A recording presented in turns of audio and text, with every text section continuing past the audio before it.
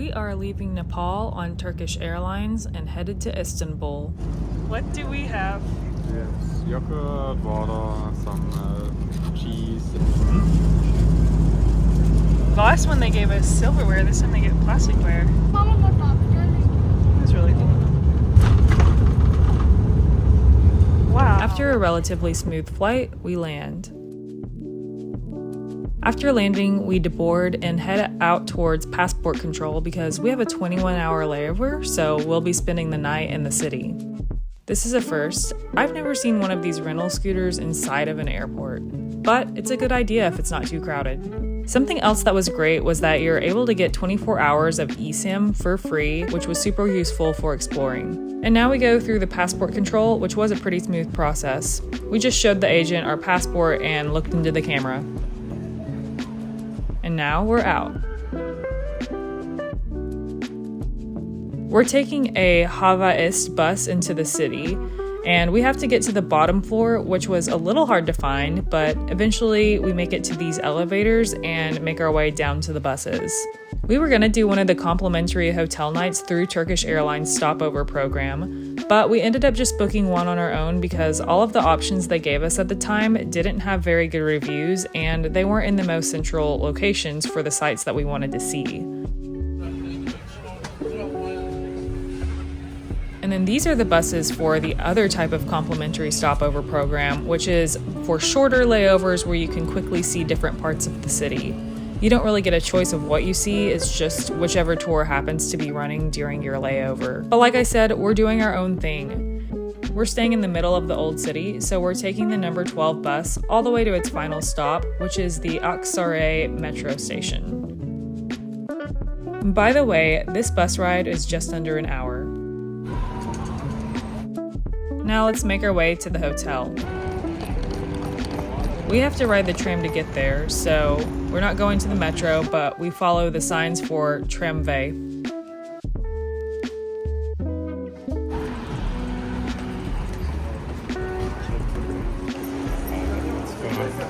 I don't know, like it's not the frames per second, it literally is actually flashing like this. It was quite a little walk to get from the metro station to the tram. Follow these signs. Tramway. After being in Nepal, this place definitely felt European. However, it was nothing like any other place I've been in Europe. You could definitely culturally feel that Istanbul straddles the Euro-Asian border. They had tap to pay, which was really nice since we had no foreign transaction fees on our credit cards, and it made it where we didn't have to buy and load a card for the fares.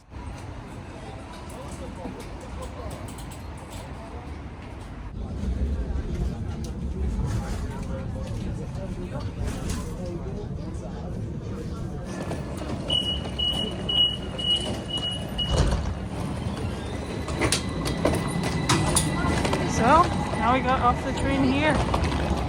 That was where we rode.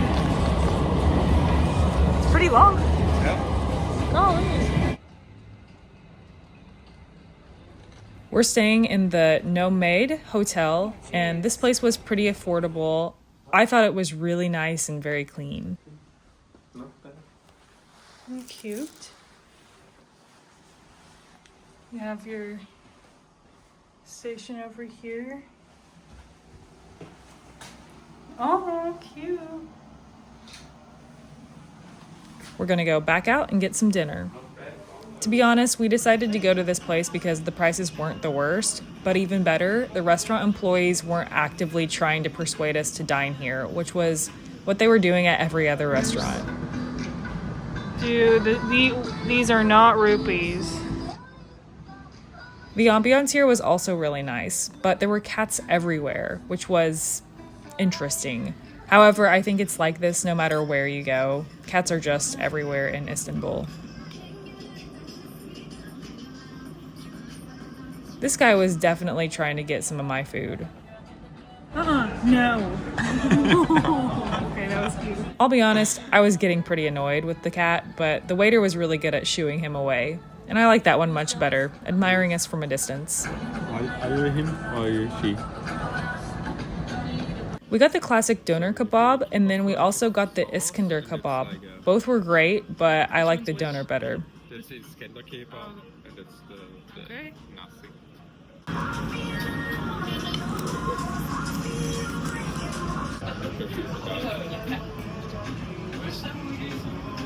What do you want? To cap the meal, they gave us this really great tea and some baklava. And now we head back. Excuse the shakiness. I am so tired. It's beautiful buildings here. And a really cute street.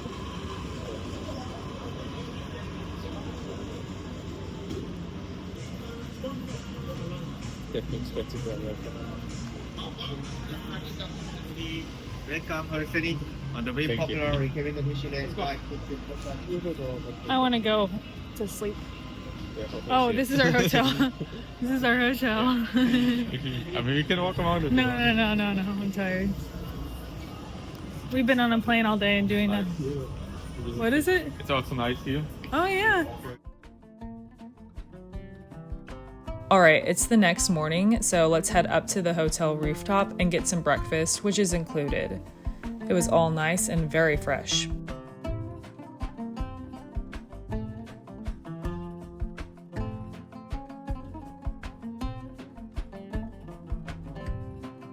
And now let's walk around this old city area.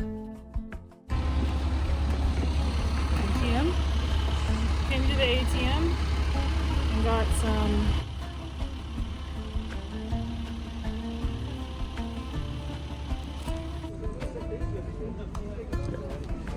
They're really nice postcards. We're now in the plaza between the Blue Mosque and the Hagia Sophia. I didn't really know much about the Hagia Sophia before this trip, but this building has lived many lives. It was originally built as a church, then later converted into a mosque, then to a museum, and now it's back into a mosque again. The structure really captures some of the heavy layers of history of this region, from the rise and fall of the Roman and Ottoman empires to the early Christian roots of a region that's now mostly Islamic.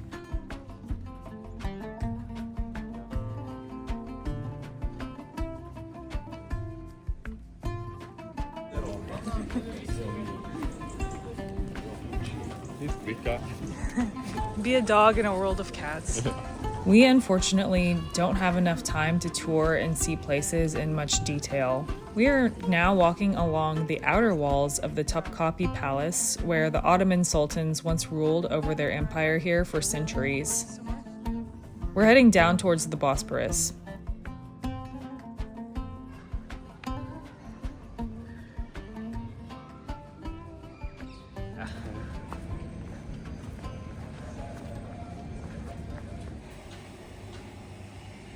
The Bosporus is the narrow strait that separates Europe and Asia. It's pretty incredible to think that just across the water, it's the same country but an entirely different continent.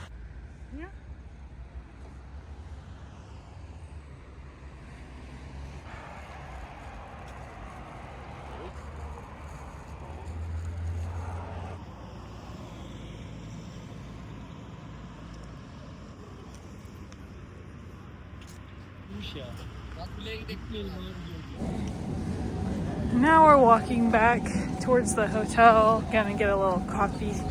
We're gonna try some traditional Turkish coffee. This place was highly rated on Google.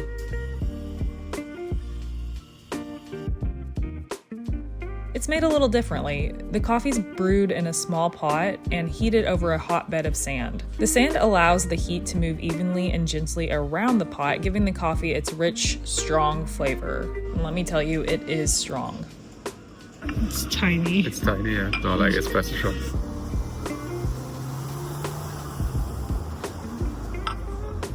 How is it? Good? Water and electricity. Oh, well, okay. Now I know what Turkish coffee is. We unfortunately didn't get to see it being made, as the waiter said water had leaked onto that outlet powering this thing. Okay, now let's head back to the hotel and grab our bags and check out. Here are some beautiful pastries and desserts.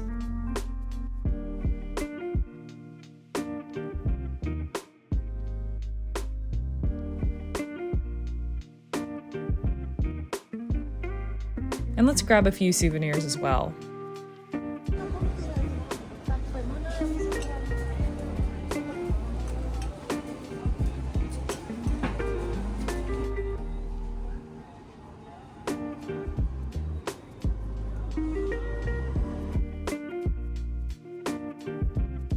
Here's a quick look at the hotel lobby. They had the tiniest little elevator. I mostly took the stairs here, but we had luggage at this point.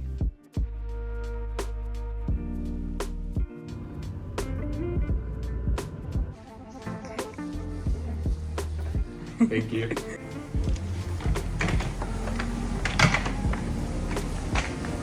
All right, now it's time to head back to the tram to get on our bus.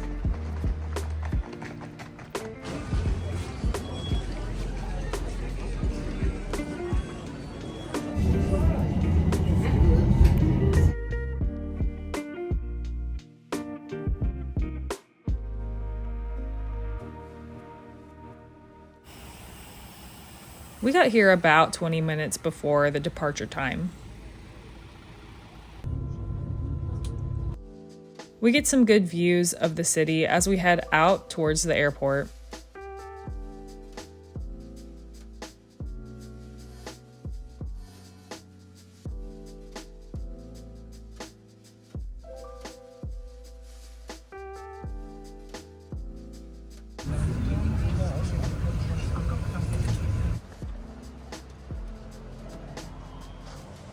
This airport is absolutely massive. We spent about 30 minutes going through security, and now we're heading to the IGA lounge to get some food before we catch our flight. Going to the lounge. In my video on the way here, we go much more in depth on this beautiful lounge. It is definitely one of the nicest ones I've visited so far. I'm mostly eating cake and bread. When I get back home, I can't really eat bread. And what are you drinking? And now we head to our gate to board our old Boeing 777 to Atlanta.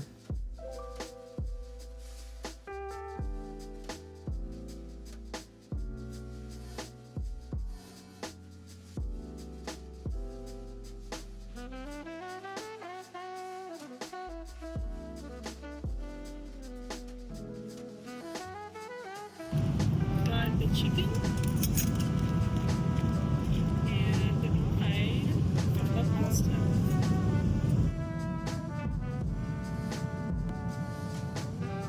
The food was not as good on these return flights as it was on our outbound flights, unfortunately.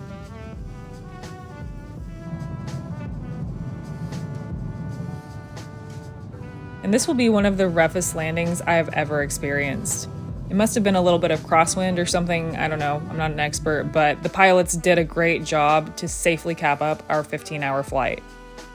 And soon enough, after being gone for 3 weeks, we are home.